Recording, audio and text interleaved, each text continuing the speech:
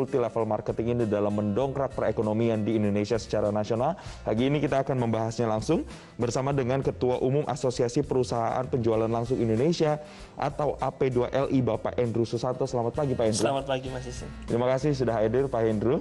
Dan berikutnya juga ada co-founder AFC Life Science Indonesia, Bapak Michael Tampi. Selamat pagi, Pak Michael. Selamat pagi, Mas Hendru. Baik, dan bergabung bersama kami di luar studio melalui sambungan Skype Direktur Jenderal Perdagangan Dalam Negeri Kementerian Perdagangan Republik Indonesia, Bapak Shailendra. Selamat pagi, Pak Shailendra. Selamat pagi, Mas Jason. Terima kasih Pak Shailendra sudah bergabung bersama kami. Mungkin saya pertama mau ke Pak Hendru dulu, Pak.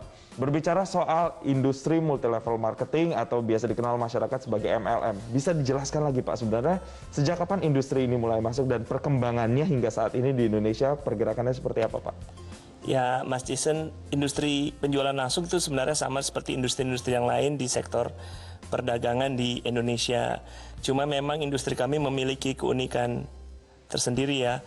Kalau misalnya industri lain, misalnya kalau kita tahu distribusinya, rantai distribusinya lebih panjang, misalnya dari pabrik, kemudian ke distributor 1, distributor 2, agen, retailer, dan seterusnya.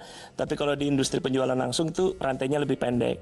Biasa dari produsen atau pabrik, kemudian ke perusahaan penjualan langsung, kemudian langsung ke mitra usaha, dan langsung ke konsumen akhir. Nah, industri ini sebenarnya sudah lama berada di Indonesia, sudah sejak tahun 70-an ya. Kalau mungkin Mas Jason pernah dengar zaman dulu ada ensiklopedia Britania, ensiklopedia Americana, itu dijual door to door melalui sistem penjualan langsung. Seperti itu. Nah, jadi sekarang kira-kira industri ini sudah berusia 40 tahunan lah hadir di Indonesia. Geliatnya sendiri di Indonesia seperti apa sih, Pak? Kalau kita melihat apakah sudah banyaknya masyarakat kemudian yang terjun ke dunia MLM ini atau seperti apa, Pak? Nah, survei yang dilakukan oleh Kementerian Perdagangan beberapa waktu yang lalu menunjukkan bahwa industri ini menyumbang 16,3 triliun rupiah di tahun 2019 dan angka ini cukup luar biasa ya, dengan mitra usaha sebanyak 6 juta orang sebagai mitra usaha. Jadi kita melihat memang industri ini industri yang terus berkembang dari waktu ke waktu di Indonesia, dan kita juga gembira bahwa kita mampu menyumbang tingkat pertumbuhan ekonomi yang cukup baik lah untuk perekonomian nasional bangsa kita yang tercinta ini. Oke, Pak, berbicara soal geliatnya sendiri di Indonesia, ini kemudian kan banyak juga kemudian kalau kita lihat ada beberapa kasus-kasus penipuan begitu yang terjadi di industri ini sendiri. Nah, untuk bisa membedakan MLM yang legal dan ilegal, ini perbedaannya seperti apa sih, Pak? Nah, memang industri kita ini sering banyak ditawarkan oleh oknum-oknum yang kurang bertanggung jawab ya, melalui skema-skema yang mestinya tidak legal. Nah, cara yang baik, yang paling tepat untuk memilih MLM ini bagus atau tidak, atau layak dijalankan atau tidak adalah tanyakan saja ini punya izin atau tidak, punya surat izin usaha penjualan langsung atau tidak. Yang dikeluarkan oleh Kementerian Perdagangan. Oke. Seperti itu. Kalau sudah punya SUP-L, ya bisa dipastikan bahwa setidaknya MLM ini legal. Pertama itu dulu. Nah, masalah bagus atau enggak kan itu pilihan sendiri-sendiri ya terhadap bisnis. Oke, berarti as long as dia punya surat izin yang dikeluarkan oleh Kementerian Perdagangan tadi, itu sudah menjadi sebuah standar untuk bisa bergabung di industri ini atau tidak, begitu ya, Pak ya. Saya mau ke Pak Michael. Pak, kalau kita melihat juga sekarang kan banyak ketidaktahuan atau saya menyebutnya sebagai ketidakpahaman masyarakat secara mendetail terkait dengan industri atau bisnis ini. Apa yang seharusnya dilakukan oleh industri ini supaya para pelakunya itu benar-benar paham dan bisa menjalankan bisnis atau industri ini secara tepat, begitu, Pak? Oke, thank you Mas Jason. Ya, kalau dari saya, dari AFC, saya melihat ini perlu peran dua belah pihak. Yaitu dari kami perusahaan yang menjalankan bisnis MLM maupun bagaimana kami mengedukasi teman-teman yang ingin bergabung seperti itu. Jadi ada proses di mana kuncinya itu ada di yang pertama di perusahaan itu.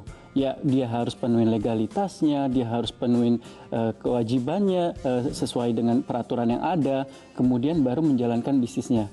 Nah, dari situ baru yang saya lihat adalah peran dari bagaimana kita mengedukasi teman-teman yang ingin bergabung, teman-teman yang harus kita kita harus mengajarkan mereka bagaimana menjalankan bisnis ini dengan benar, dengan aturan yang ada. Contohnya dari Kementerian Perdagangan kita sudah diatur industri ini tidak boleh melakukan penjualan secara langsung melalui e-commerce misalnya seperti itu. Nah, itu salah satu contohnya ya, Mas Jason. Itu yang kita selalu ajarkan dan edukasi bagaimana menjalankan bisnis ini. Kalau di AFC, saya bilang menjalankan bisnis MLM dengan integritas. Seperti itu. Oke, salah satu yang kemudian jadi ciri khas begitu karena tidak boleh produknya dijual di e-commerce begitu boleh, ya Pak ya. Oke, ini kan sekarang kondisi COVID-19. Kalau kita lihat banyak juga saya pun punya teman-teman yang kemudian bergeliat di bisnis ini atau industri ini. Bagaimana geliatnya di masa pandemi COVID-19 dan produk apa saja sih biasanya atau industri mana yang sektor mana yang paling booming begitu? Oke, saya bisa bilang secara general ini dengan kondisi pandemi, resesi, dunia MLM saat ini justru ada kabar baik. Jadi kayak, secara general meningkat. Ya mungkin dari Pak Indro nanti bisa sharing juga. Tapi kalau secara spesifik lagi, industri apa, sektor mana, itu di sektor kesehatan, Mas Jason. Gitu di masa pandemi COVID-19 betul, ini. Kebetulan banget juga AFC Life Science itu bergerak di industri kesehatan di suplemen. Oke, karena memang lagi masa pandemi, akhirnya demand terhadap sektor kesehatan pun menjadi tinggi. Betul. Tapi sebelum pandemi, apa Pak sektor mana yang paling booming begitu Pak? Nah, secara general saya rasa cukup berimbang dan memang kalau di Indonesia trennya health and beauty seperti itu. Tapi kalau by data saya yakin akan lebih valid kalau Pak Andrew dari asosiasi punya datanya. Oke, ini menyambung apa yang sudah dikatakan Pak Michael tadi Pak. Industri beauty dan skincare kemudian banyak yang dijual begitu kan. Kenapa industri ini yang paling menonjol Pak di Indonesia Pak? Saya ya. Iya. Ya itu yang saya bilang, yang saya pikir ya, mungkin manusia kan selalu ingin berkembang dan selalu ingin tampil lebih baik. Pertama, kesehatan menjadi faktor utama, kemudian setelah sehat tentu ingin tampil selalu lebih ganteng, lebih cantik. Nah, jadi memang industri ini, sektor tersebut berkembang di industri penjualan langsung. Oke, ini kalau dibandingkan dengan negara lainnya pun juga seperti inikah? Apakah di negara lain juga sama? Saya rasa sama, karena juga banyak perusahaan penjualan langsung dari mancanegara yang beroperasi di Indonesia.